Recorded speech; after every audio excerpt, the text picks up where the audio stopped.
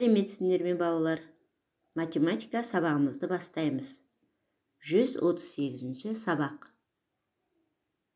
Сабағымыздың тақырыбы есепке айнымалысы бар теңдеу құру. Астероидтар мен құйрықты жұлдыздар. Сабағымыздың мақсаты айнымалысы бар өрнектер құруды және оларды есепті шығару үшін қолдануды үйренесің. Балалар, астероидтар мен құйрықты жұлдыздар деген не?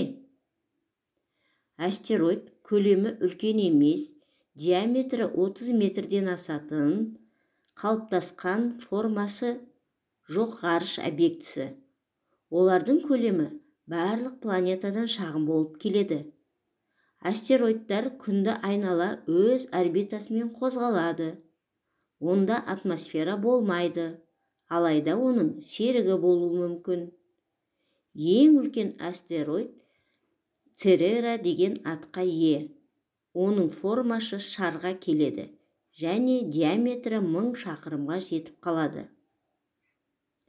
Ал құйрықты жұлдыз күн жүйесінің кіші денесі.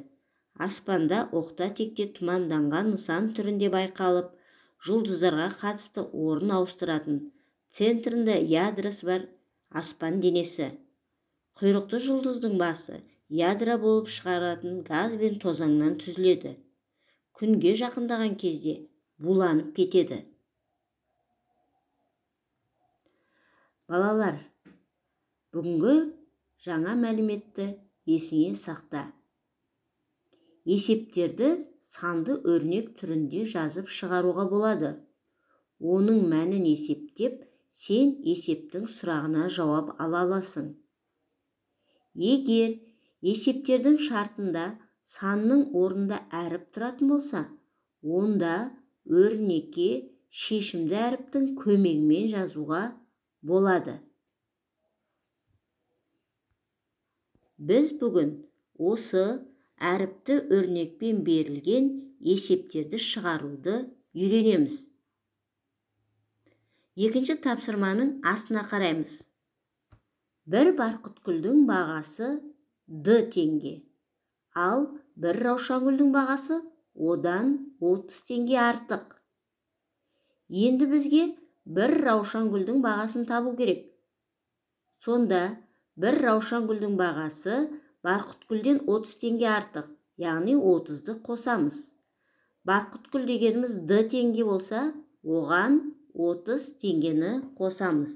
Сонда бір раушангүлдің бағасы D қосу 30 болады.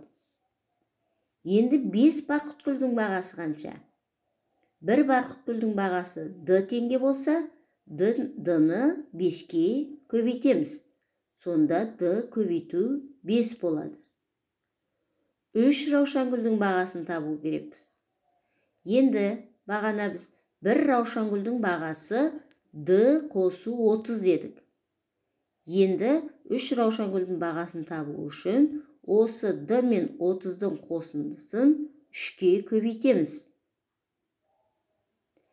5 барқытгүл мен 3 раушангүлдің бағасы.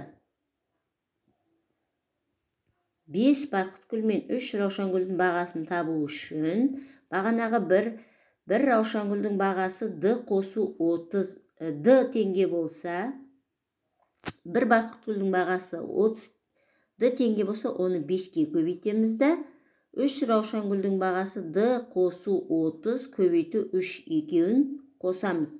Сонда D көбейту 5 қосу D мен 30-дың қосындысын 3-ке көбейтеміз.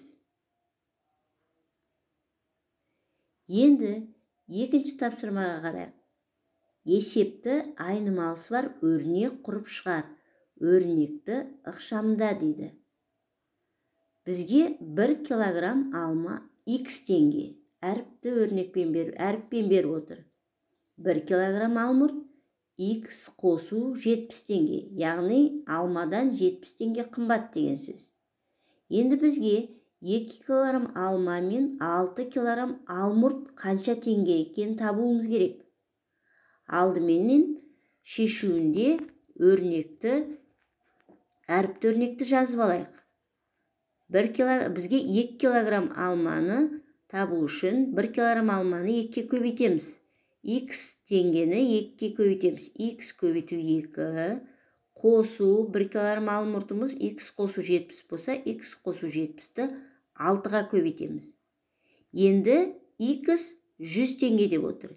X-тің орнына осы 100-ді қойып, әріпті өрнектің мәнін табамыз. Яғни 100 көбейту 2 қосу жақшасылған 100 қосу 70 көбейту 6 тең 1220. Сонда есептің жауабы 2 килограмм алма мен 6 килограмм алмұрт 1220 теңге. Балалар, жаңа тақырыпты түсінсек, дәптерімізді ашып, 10 сәуір сынып жұмысы деп жазамыз. Енді оқулығымыздың 32, 33, 34 беттерін ашып, номер 1, номер 4, номер 5, номер 6 тапсырмаларды орындаймыз. Үйге тапсырма номер 9, 35 бет.